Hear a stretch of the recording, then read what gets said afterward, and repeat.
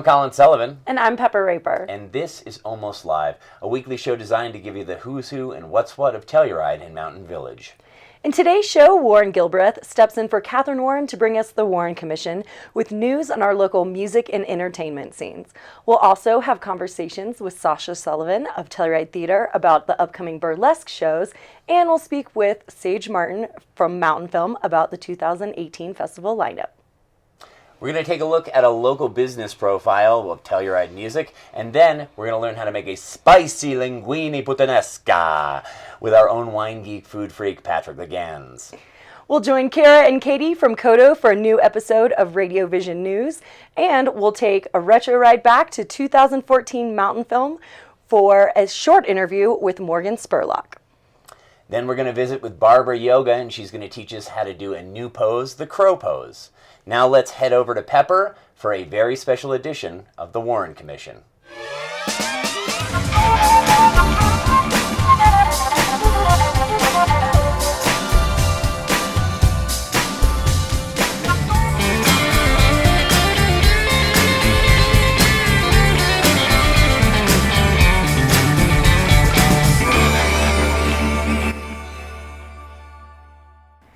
Thanks, Colin. So I'm here with Warren Gilbreth, who's stepping in for Catherine Warren to bring us the Warren Commission. Thanks for joining us. Yeah, of course, anytime. Yeah. So what do we have going on this week? This week we got a whole lot of music coming through. Tom and Claybrook have their traditional gig, 8 o'clock at the Sheridan Bar. Then Friday we got the Après Ski with Tyler Simmons, 4:30 at the Liberty. Later that day, 6 o'clock at the Phoenix Bean, is the Speakeasy Swing Night with Donovan Daly's Jazz Quartet, and then the after party for the Burlesque show, DJ Soul Atomic at 11 p.m. at the Show Bar. Sure to be a fun one. Right. There'll be another one if you missed that one on Saturday night. There is a DJ Sound Shepherds, 11 o'clock. But earlier in the day, after you take your ski boots off, head over to the Liberty, check out Alex Paul at 4:30. And then after that, at the Liberty is the Magic Beans as well. So yeah. Oh, nice. And then we'll take a couple days off. Tuesday, Porch Couch, 6 o'clock at the Phoenix Bean. Tyler and Danny do some great music. The Telluride Music Company also does a bluegrass jam that night. That's really cool. Is that a new thing? Yeah, it's fairly new. We've kind of been doing it a little bit. It's a lot of us are kind of learning the folk traditions of bluegrass and kind of teaching each other how to play. We do that from 6 to 8. It's bring your own instrument, and we kind of really use it as a learning experience. So if you got an instrument and you're in town, come on by and we'll jam from 6 to 8. Otherwise, Wednesday at the Phoenix Bean, Telluride Gold Kings. I just hope that Steve Green can still get my windows fixed. So, don't let that get in the way, Steve. Nice. All right, let's join Patrick now with Wine Geek Food Freak. Hi, I'm Patrick Legans. Welcome to another episode of Wine Geek Food Freak. Today I want to show you an old dish called linguine alla puttanesca, or linguine of the spicy whore. We've made some beautiful tomato sauce earlier. You can check that out on episode 472. Not really. All we're doing is I got some hot heated oil here, extra virgin olive oil. I'm taking some chopped up garlic. I'm going to blend that garlic. I'm putting in some anchovies here, maybe 3 of them. I'm going to put in some capers and some black olives. You can use Moroccan oil cured, that's a good one too. I'm just using some nice black olives. You can see the garlic is blonde. I'm going to have to take my wine and pour it in here to stop that process. All right. I'm going to take some red chilies. I'm just going to crush those up in there. So the whole idea of the dish is supposed to be fairly spicy, so I'm going to use a few of these. Boy, you can smell it. The white wine with those anchovies is amazing. So I'll start with 2, and we'll check that spice level there at the end. I also like, even at this early juncture, put in a little parsley. I'm going to put more in the end for decoration, but for now, we're going to do this. We're going to reduce from here until that white wine is almost gone, and we have dissolved our anchovies. You can also use a whisk to help that process along. Okay, so now I've reduced my white wine. You can see that kind of viscosity in there. That's perfect. That's exactly what you're looking for. Now I'm going to add some of that tomato sauce that we made. And then I'm just going to mix those together. We'll let that heat up for a second. And then we'll add our linguine. Nice al dente linguine. All right, now you can see that the sauce is starting to talk to you right there. So we're going to make sure all this stuff on the side is off, because that's the flavor, like we always say. That's where the sodium lives. Now I'm going to add my al dente linguine. I like to go straight from the salted water straight to the pan if I can. I've added my pasta. Now I'm just going to give it a little toss here, just to coat all that linguine. And then I'm just going to let it heat up for a second. And then we're ready to go. I'm going to check my salt content at this point in time. Could use a tiny little touch. You can always add salt, but you can't take it away. So always do that at the end. Ooh, it's nice and spicy too. And here we go. Linguine alla puttanesca. The key word in here is linguine. It's not puttanesca, so it's more about the pasta than it is about the sauce. So you don't want to drench in sauce. In fact, if you're done eating and there's a lot of sauce left on the plate, it's too much sauce, just like you know. Put some parsley right on top. Linguine alla puttanesca. Now remember, all you need is some good ingredients, a few minutes of your time, some care, and you can eat like me, Patrick Legans, the wine geek, food freak.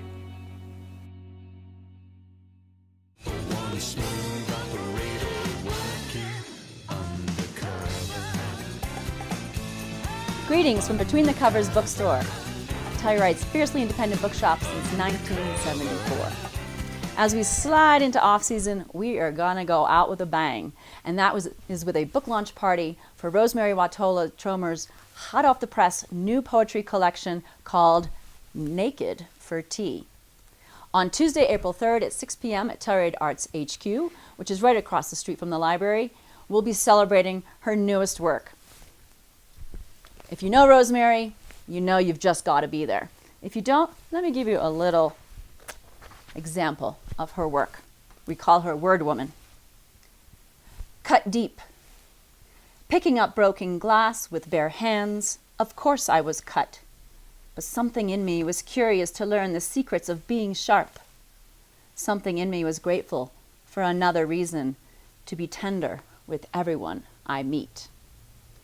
We'd love to see you Tuesday, April 3rd, 6 p.m. at Telluride Arts. There will be tea and clothing optional. Next up, after we close down from April 8th to the 29th, reopening on Monday, April 30th, will be the Telluride Literary Arts Festival. That's May 18th to the 20th, the weekend before Mountainfilm, and we are going to get lit in Telluride.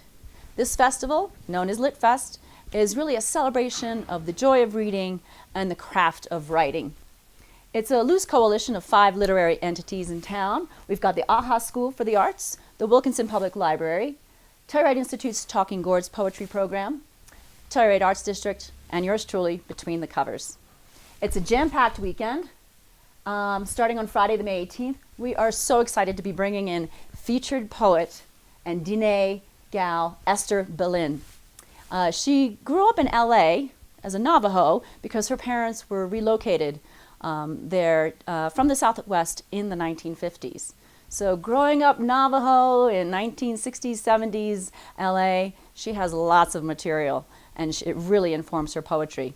Her book, From the Belly of My Beauty, won the American Book Award from the Before Columbus Foundation. Thrilled to have her finally reading in Telluride. And she has returned to the Southwest. She now lives in Durango. On Saturday, that's the big day. Lots of things going on. Really interesting thing will be a lecture by Dr. David J. Rothman. David is the graduate, director of graduate writing programs at Western State. He's the current Western Slow Poet Laureate and the poet in residence at Colorado Public Radio. He'll be giving a lecture on Belle Turnbull and the poets of early Colorado.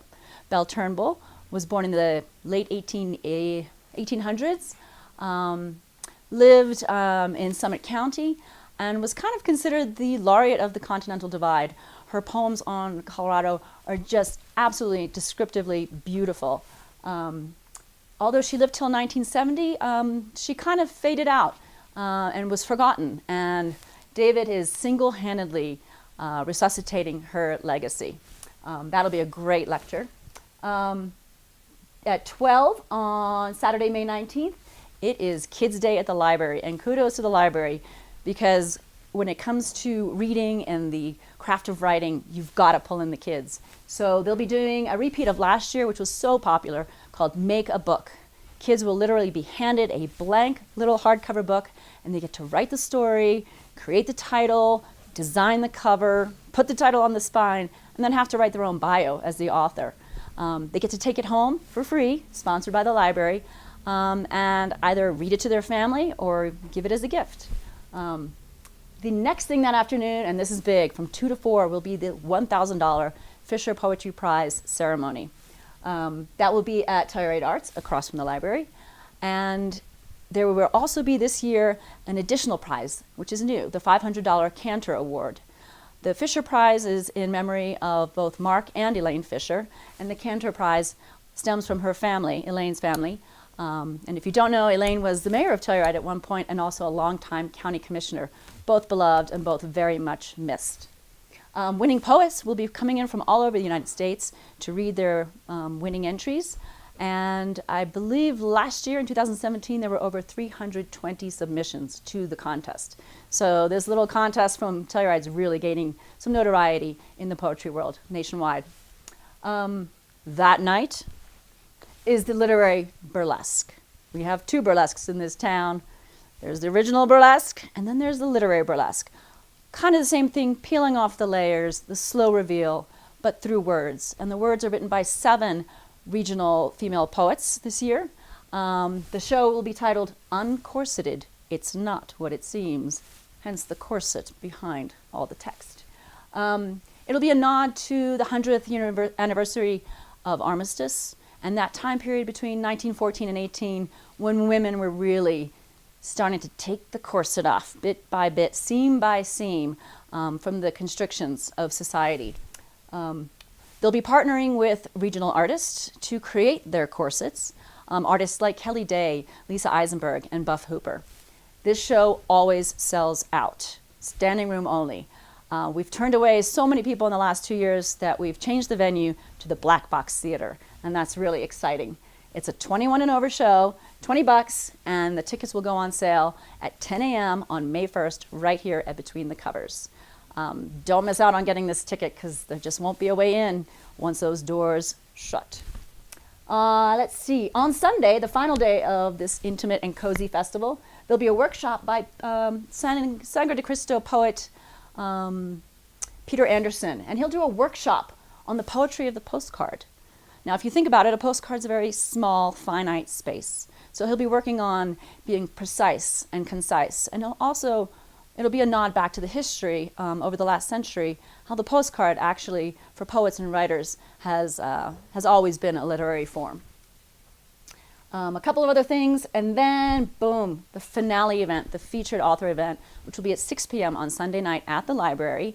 And we changed it from a daytime to an evening event. For those families that like to go to the desert one more time before all the festivals hit, you can then attend a featured poet talk by Craig Childs and his brand new book, Atlas of a Lost World, which will be coming out on May 1st. It's a book about the travels in Ice Age America. As an explorer and a wanderer, he will take us on kind of a dual journey through the geography of modern and Ice Age America. There will be mentions of mammoths and gigantic scimitar cats, and what it was like, really, from the Bering Sea to the limestone caves of Florida, to be outnumbered humans, or humans outnumbered by mammoths and really large animals that were coming after you. He visits a lot of the archaeological sites, and then we'll give the backstory behind a lot of the artifacts that we've known about for many, many years, and how that all interplays with the migration into North America. All Lit Fest events are free, with the exception of Burlesque. Again, 10 a.m. May 1st. Tickets go on sale. Real quick nod to, and a reminder about the Faraway Brothers, which is the Mountainfilm town read for the season. Please come by and get that before you take off for your spring jaunts.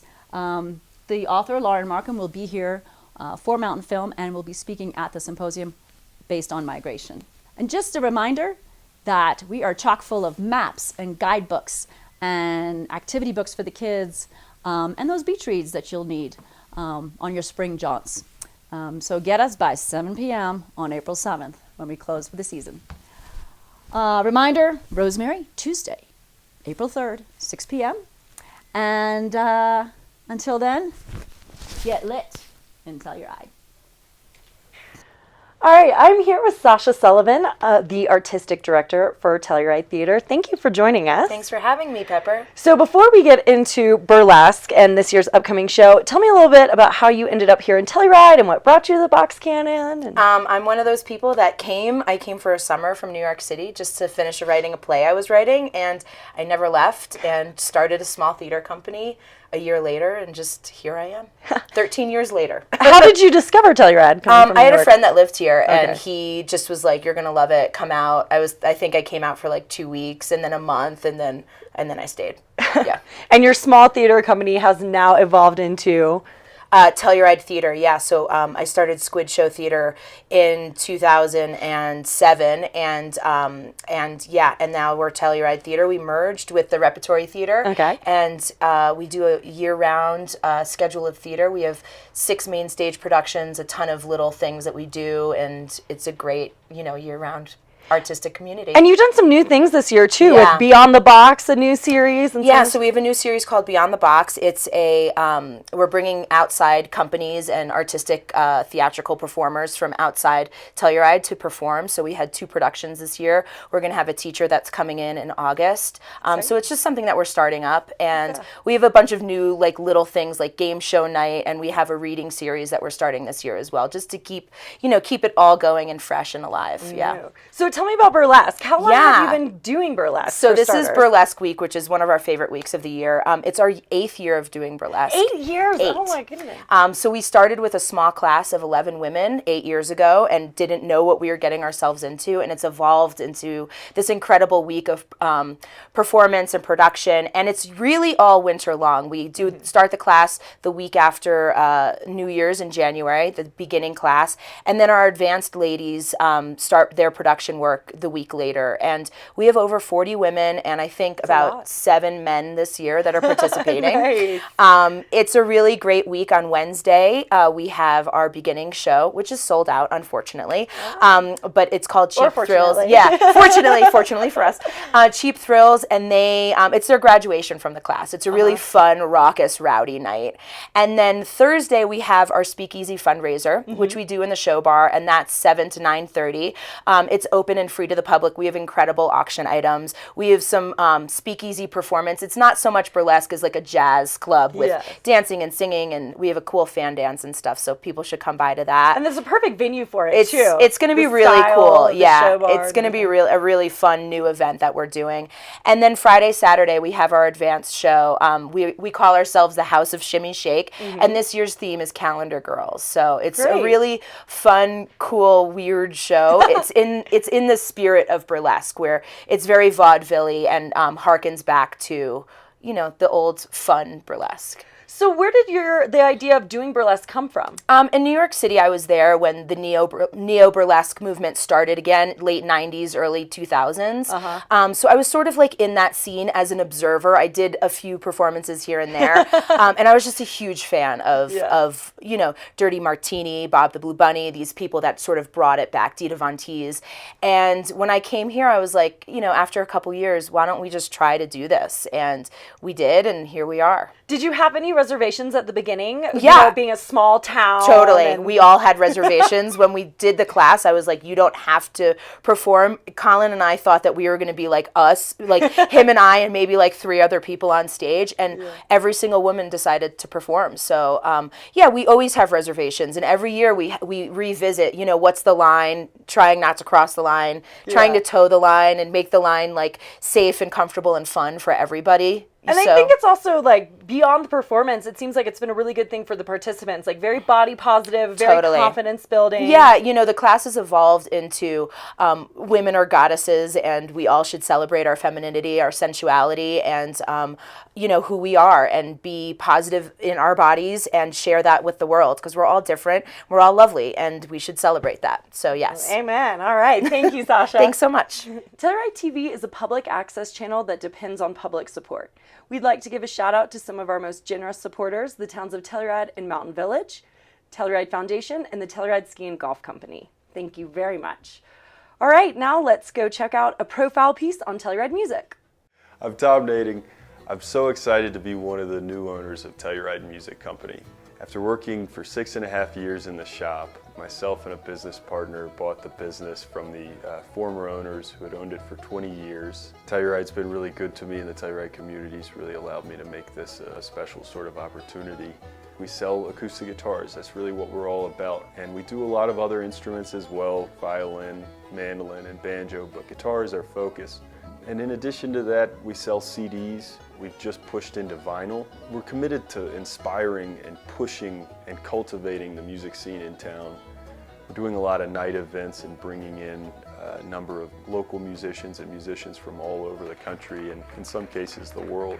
And we also have a vigorous lesson program. We do everything from really advanced music theory lessons to just the beginning ukulele lesson.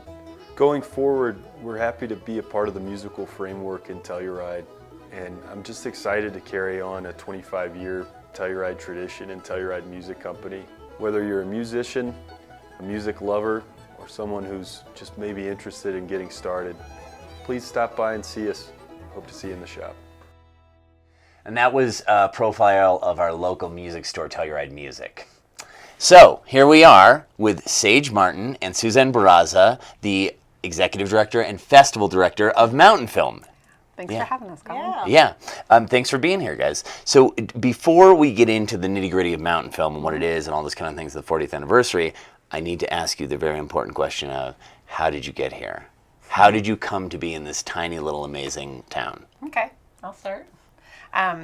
My brother-in-law, Mark Galbo, started out working for Blues and Brews Festival for the blues camp, and that started bringing our family here for that weekend, for a vacation weekend, and we all started to try to figure out how to live here. And about 15 years ago, my husband and I moved here full-time from San Francisco with a 9-month-old and one on the way. Not 9-month-old and one on the way anymore. Not anymore. No, older boys now. Teenagers. And then you actually were over at the Telluride Mountain School for years, right? Yeah, I worked when I first moved here, I worked for the Trust for Public Land and flew back and forth to San Francisco, and then I worked for the Telluride Mountain School for 7 years, and then I've been at Mountainfilm for the past 3 years. And then you got your dream job. I did get my dream job. Yeah. And then Suzanne. Well, I can't say what year it was because then it'll really just reveal how absolutely old I am. But I came to ski, just like so many people, and I sent my resume to the Nugget Theater thinking it was for live theater. A live theater company, only to find out that it was a movie theater. Lucy still laughs about that one. Like, you're the only person we ever had to send a resume in. So after being here for a while, just came for the winter and stayed for the summer. Yep. And just started doing theater, obviously. That's right. Yeah, your claim to fame. You're right here. We have one of the founders of the Telluride Repertory Theater. That's right. Yeah, I actually just ran into a woman. I was seeing a show down in Albuquerque, and they had seen some of your work back in the day.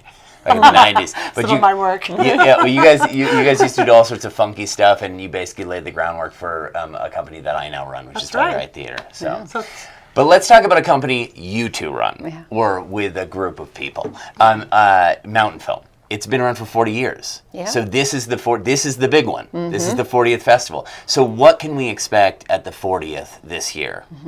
Yeah, it's going to be a really special year for us. We have a lot of great plans. We're including a retrospective of past festival favorite films that's going to play in the library. That's really fun. And we have, for the first time ever, a guest director. Conrad Anker is going to be our guest director this year, so that's really exciting.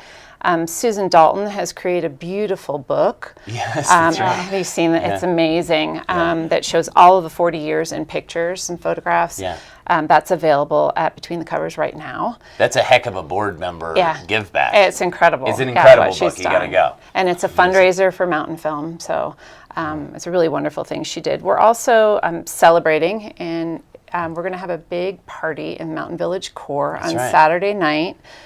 with Cat V, DJ. Cool. And we're going to have tents, and it's going to be a big bash, and it's going to be free and open to the public as a way for Mountainfilm to give back and say thank you to the community for their support for 40 years. You guys are throwing parties. Yeah, oh yeah. Which is great. Yeah. A couple of years ago, what was it? Dancing. 4 years ago, you opened up a free venue in the park so people who didn't have passes could see some of the best films, and now you're throwing parties. Yeah. How do you make any money? We don't. You don't make any money. That's why we need supporters. Why don't you, Suzanne, why don't you tell me a little bit about the symposium this year? Oh, yeah. Because the festival kicks off with a symposium every year, and take it from there. Well, this year, we looked at a lot of different themes, and we came up with migration as a theme, and it's kind of a broad term because it can encompass a lot of things: human migration, refugees, environmental refugees, animal migration.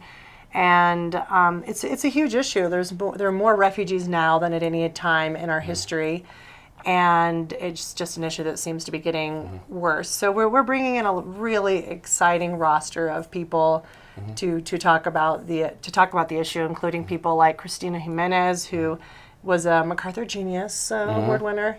One of the smarter people. Okay. And so she'll be talking more about things that really apply here in the United States, like DACA and immigration. Yes. And then we have people like, we have Francois Germain, who is coming from Europe, and his specialty is environmental refugees, people that just have to go because we've had so much climate change. And then we have a woman named Elizabeth Ferris, who's coming from Georgetown, and her specialty is more just like the overall refugee issue internationally with Syrian refugees. So it's we have a really cool artist who's our artist in residence, Fabiana Rodriguez. She's going to be creating work locally, and she's also kind of a community organizer. She'll be working with a Latino advocacy group. Great. And doing workshops, and so that's kind of the migration symposium in a nutshell. Cool. Amazing.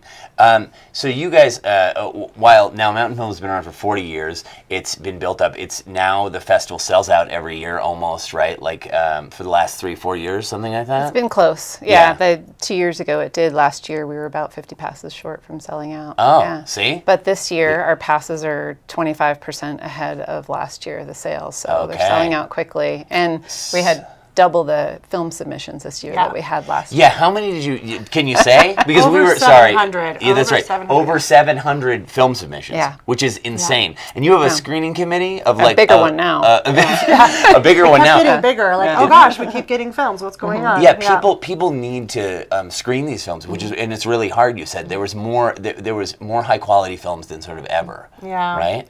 It makes it really tough. I mean, on the good side is you can just know that the programming is going to be really excellent. It's been curated and it's fantastic. On the hard side is, coming up very soon, we have to send our denials, and there are some great films, that just, because Mountainfilm is such a broad festival, like it's diverse. We show things from environmental films and adventure and climbing and human rights. There's only a few films that can fit each of those categories. So it's just really makes it tough, but it makes the programming amazing. I'm gonna get in that retrospective this year because I want to see some early 70s Mountainfilm films where there's like a lot of cut off jean short action. It didn't start till 79. Oh, so 79. You won't see any early 70s. Well, they were, listen, 79. That's when I was born. Good. So, the last thing that I want to say is that you guys can't put this you guys are a nonprofit, so you can't put this festival on without support from local folks and then also from your national sponsors. You have a new gear sponsor this year, so we should probably mention them, right? Yeah, Bite is our new gear sponsor. Pete Whitaker will be bringing mountain level guide gear this year, so it's something completely new, and we're really excited. And it's a whole launch for a new brand for their company. Great. Amazing. Listen, if you want to get tickets, right, we just go online. We go to mountainfilm.org. Yep, they're selling Don't call the fast. office. It's too busy over there. Yeah, we have a lot of folks that stop in. That's okay. We like to see members of the community stop by, and we have passes left. I think we have 38 six-packs left, which it's getting down there. Yeah. And we're a nonprofit in Telluride, and our support comes from local foundations. It comes from sponsors. It comes from pass sales, and a lot of supporters. So we're really grateful. Get down there, see the 40th anniversary this Memorial Day weekend. Okay, Sage, thank you very much for being here. Suzanne, thank you very much for being here. Pleasure. I wish you the best of luck, and I'll just do that now because I'll be emceeing in the festival, and I won't see either one of you. right. We'll all be very busy. So, thanks a lot. All right, thanks, Kyle. All right, let's head over to the Retro Ride now for a 2014 interview with director Morgan Spurlock at Mountainfilm.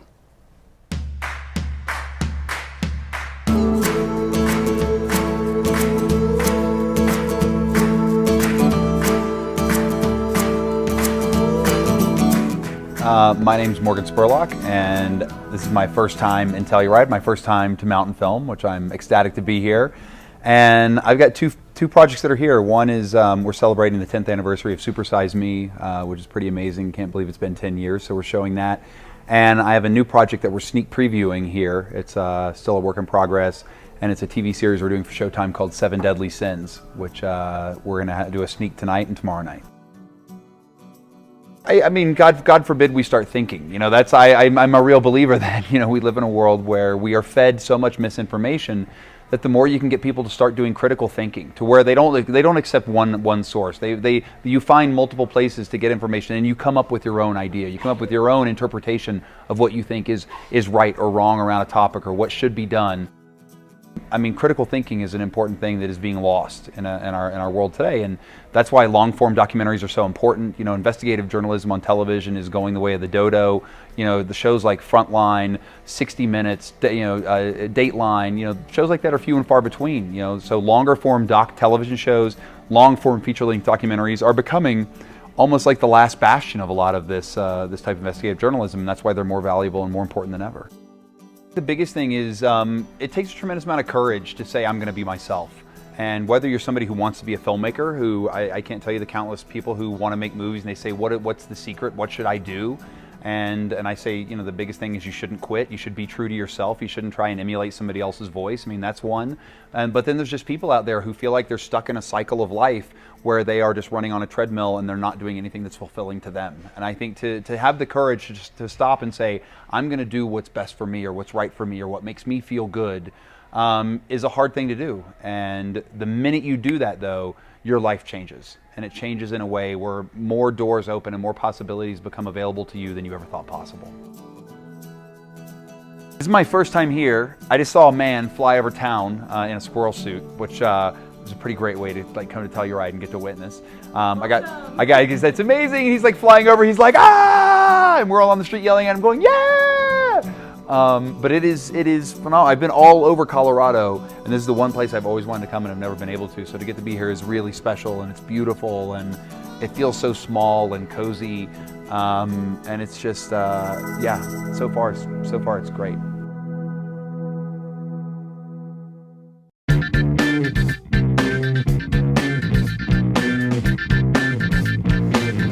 Hi, I'm Kara. And I'm Katie, and we're the KOTO News team. Welcome to another installment of Radiovision.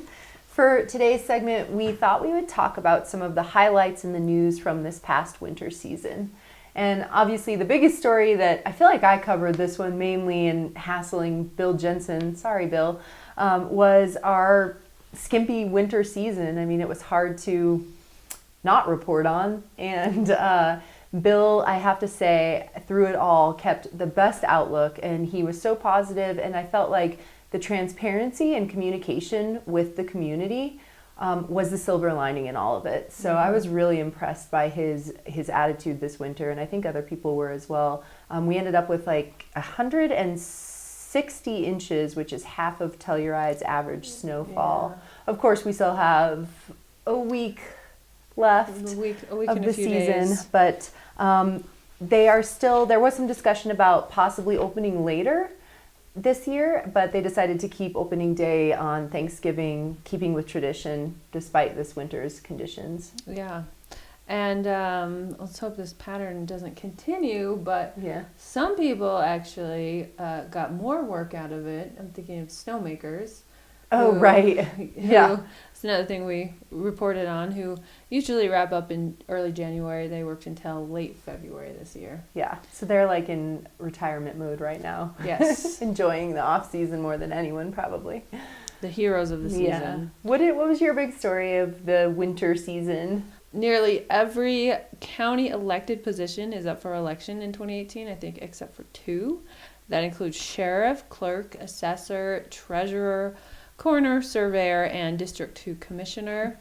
We know so far that at least 3 of the races will be contested. That includes clerk, treasurer, and commissioner. And we'll know more this week because Samuel County's, the Democratic Party's county assembly is this weekend. We have yet to hear of a Republican candidate who has announced their bid to run. But yeah, the primary election is June 26th. Cool. And then another really heated election that we'll be watching closely, at least our Capitol reporter will be watching extra closely, Benta Birkeland, is the gubernatorial race. There are 12 major party candidates running, and I got to interview Mike Johnston last week. He stopped in town along his Western Slope campaign tour, and he was a very impressive candidate. Also got to interview Carrie Kennedy. She's also very impressive. So if you're running for governor and you're watching right now, come by KOTO. It's where all the future presidents come to interview. Yeah. The biggest story that we covered this winter season, I think, along with the other ones I just said were the biggest stories, but this one really was the Norwood double homicide. And that was a story that broke in the fall when the bodies of 2 young girls were discovered on a farm near Norwood. And we've basically just been following court proceedings all winter, tag teaming on that, and just trying to... moving pretty slowly. Yeah, it's been moving pretty slowly, but keeping up with it. I feel like all the dates that have been set are hard to keep up with. For example, there's another court proceeding this week, arraignments for 3 of the 5 suspects. And so far 2 have pled not guilty, which means there will be trials. And then the other 3 are due to enter pleas this week. So we'll see what happens with that. And so are we expecting to cover trials here in Samuel County? The discussion about a change in venue has come up several times, but we don't know yet. That's a detail that hasn't been revealed to the public yet. Right, and we'll keep everybody posted, and we might even find out as soon as this week with these coming hearings. So on another solemn note, we've reported on a few community deaths this year. Telluride lost a lot of good ones. Those include Abel Palmer, Gabe Wright, Dennis Zeller, David Smith, Tom Hale, Levi Heinold, and Marty Rosenthal. And those deaths really impacted the community. I think that's a public service that we offer at KOTO News, to be able to talk to friends and families of people who have passed and just honor them and pay tribute to them on the news and remind people, not that many people need reminded, but why they were so special. So I think that those are often the stories that I remember the most. And also, one last thing we should mention is you're hosting Off the Record this week about the effort to save the livery. So why don't you tell people about that, Katie? Yeah, so the livery is a historic building in Norwood that is much loved and well used by the community. But it's going up for sale this spring and could end up in private hands. So there's a real mobilization in Norwood to try to come up with a way to save the building and keep it in public use. And so I'll have a couple of the people who have been really involved on the show this week. All right. Well, I think that about does it for this installment of Radiovision. Hope everybody has a wonderful off season, and we'll see you again in the summer. Yeah, and a reminder that our broadcasts are at 6 p.m. and our off-season schedule is going to be 3 days a week through April, Monday, Wednesday, Friday, 6 o'clock, and then the rebroadcast is at 8 a.m. and 9 a.m. on Saturdays, so you can sleep in. And remember, stay out of the news. Or at least make it a good story.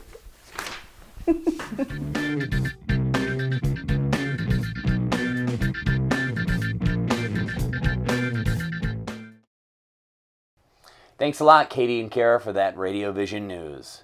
And if you like that Retro Ride clip, Telluride TV has 30 years of archival video records. Everything from community events like the 4th of July parade, KOTO lip sync, tab fashion shows, children's theater, and festival interviews.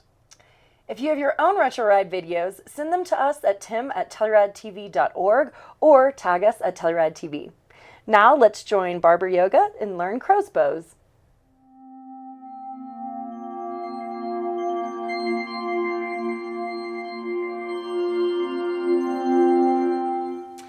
welcome to our mini yoga series in beautiful Telluride, Colorado. My name is Barbara Glansnick, and today we will be moving from a squat position into Bakasana, or crow posture. This is a very fun arm balance that you can really easily play with. This mini series is really designed to give you some easy stretches, some easy poses that you can do throughout the day, especially when you don't have a lot of time. As always, I really emphasize to focus on the breath, so inhaling and exhaling through the nose only. Also, really be mindful where you are today and honor how your body feels today. Okay, let's get cracking. So come to your mat and place your feet wider than your hips. Make sure that you turn your heels out, toes in. Then sit down as much as you can and just stay here for a couple of breaths. Really feel the heaviness of your seat. Try to ground the heels, releasing the lower back here. Okay, as you can already see, my knee and shoulder, or top of my arms, are really, really close together. This is what you want to achieve in order to move easier into Bakasana or crow posture. So, once you're ready, again, you're gonna sit down and press your knee towards your armpit. Then you're gonna come onto your tippy toes and place your hands on the mat. Then you gotta trust yourself that your arms are strong as you lift the seat and slowly, slowly, slowly bring one foot up and then the other one. And straighten the arms if you can. Suck the belly and gaze forward. And breathe for 1, 2, 3, 4, and 5. Exhale, bring the feet down. And if you didn't manage to lift up, just try again. Just trust in the journey. One day it will come. Thank you so much for practicing today. Namaste. Thanks a lot to Barbara Yoga for a full season of great yoga poses. Well, Almost Live is almost over. If you missed part of the show, never fear. You can catch us morning, noon, and night on Channel 12, and you can always catch it on Telluride TV's Facebook and YouTube. Now here's the part where I would normally say, see you next week, but since this is the end of our illustrious winter season, I'm going to have to say, see you in the summertime. But don't despair, we'll be showing highlights from Almost Live throughout the off-season. See you then. So tell me more about crow's buzz. I'm wearing one sock today.